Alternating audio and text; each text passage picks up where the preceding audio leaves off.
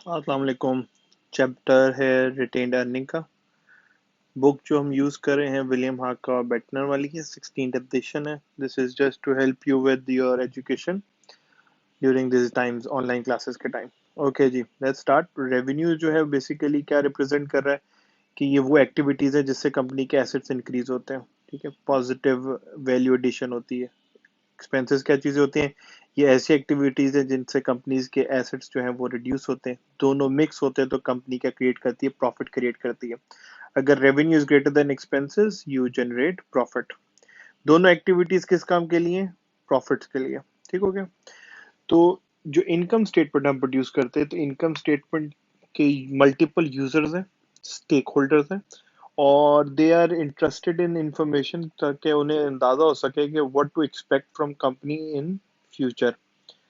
तो जब भी हम इनकम रिपोर्ट करते हैं तो वो हमारे असेसमेंट जो कर रहे होते हैं फ्यूचर की, तो उसमें ये भी देख रहे होते हैं कि कौन सी ऐसी ट्रांजैक्शंस हैं जो कि इरेगुलर हैं और कौन सी ऐसी ट्रांजैक्शन है जो रेगुलर है।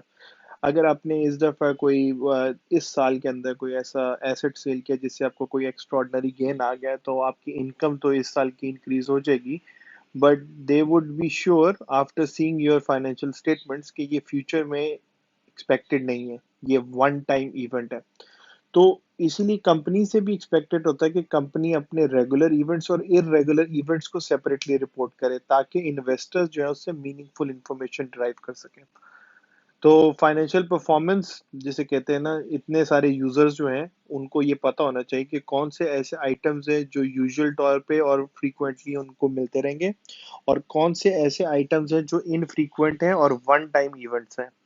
तो इसके लिए क्या किया उन्होंने कि एफएसबी जो है बेसिकली आपकी बुक जो है वो गैप को फॉलो करती है। यूएस की बुक है, वो कह रहे हैं कि अपनी जो रिपोर्टिंग फ्लो है वो तीन लेयर्स में देना है। पहले आप वो चीजें रिपोर्ट करें जो आपके कंटिन्यूड ऑपरेशंस का पार्ट है, जो अगले साल भी होंगी, उससे अगले साल भी होती जाएंगी। फिर आप वो इवेंट्स रिपोर्ट करें जो अब फ्यूचर में आप एक जो है क्लोज करने वाले हैं, डिसकंटिन्यूड ऑपरेशंस। कोई अपने कंपनी का कोई प्रोडक्ट बंद कर दिए, कोई डिवीजन बंद कर दिए, कोई जियोग्राफिकल लोकेशन है जो आज के बाद ऑपरेट नहीं होगी, वो आप रिपोर्ट करें। और लास्ट में आप ऐसे इवेंट्स को रिपोर्ट करें जो वन ऑफ इवेंट्स हैं और एक्स्ट्रा ऑर्डिनरी आइटम्स है।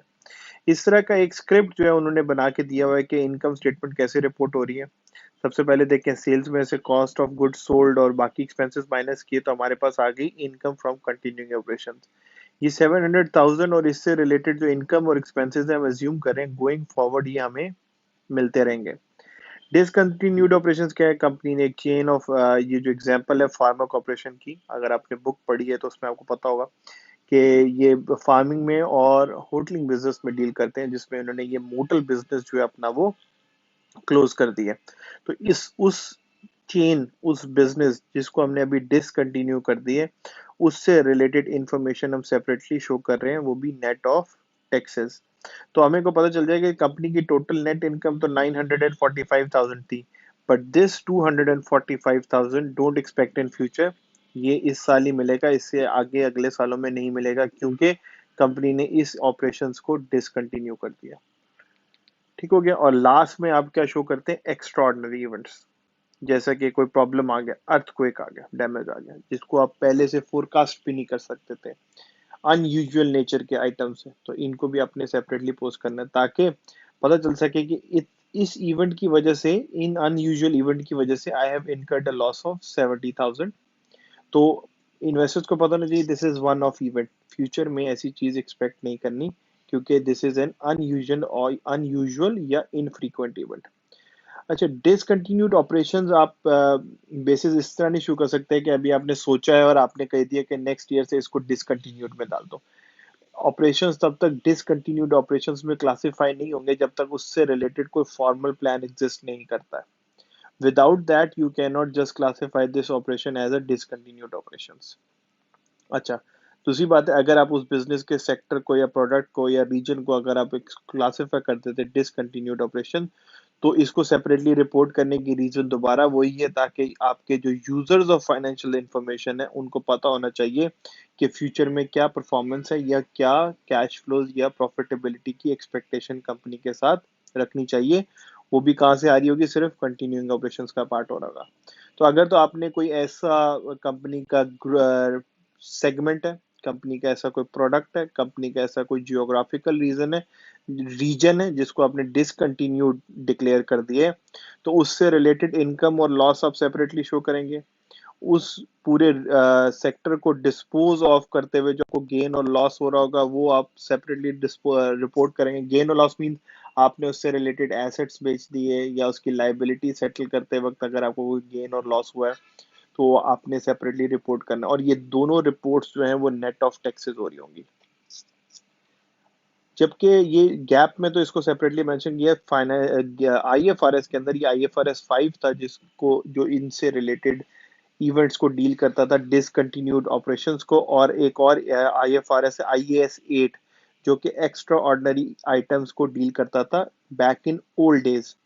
एक्स्ट्रा ऑर्डिनरी आइटम क्या होते हैं? जैसे अनयूजुअल इन नेचर है, अगर आप किसी ऐसी जगह पर रहते हैं जहाँ पे earthquake is a natural activity होती रहती है, हमें पता है हर साल में हम कोस्टल रीजन में रहते हैं जहाँ पे ये एक्सपेक्टेड है कि there would be many earthquakes, तो this can not be refer to as an extraordinary item.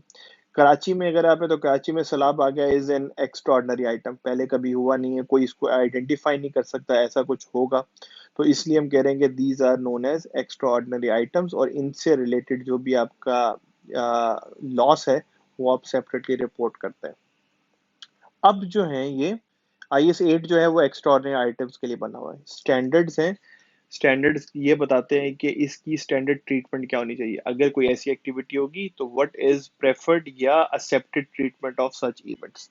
अब जो है ये दोनों के दोनों आईएएस 1 के अंदर डील होते हैं ना, अब आईएएस 8 के अंदर एक्स्ट्राऑर्डिनरी आइटम्स आते हैं ना, आईएफआरएस 5 के अंदर ये डील होता है। अब ये प्रेजेंटेशन ऑफ फाइनेंशियल स्टेटमेंट्स का पार्ट है जिसका एक स्क्रिप्ट मैंने आपके सामने कर दिया है कि अब आइटम्स को आप एक्स्ट्रा ऑर्डिनरी तौर पे क्लासिफाई नहीं कर सकते इन फाइनेंशियल स्टेटमेंट्स। इसी तरह डिसकंटिन्यूड ऑपरेशंस को अगर कोई है भी तो आप कहाँ पे डिस्क्लोज करेंगे? सेपरेटली, इधर इन अदर कंप्रिहेंसिव इनकम या in notes to financial statement, वो भी तब if they are of material nature.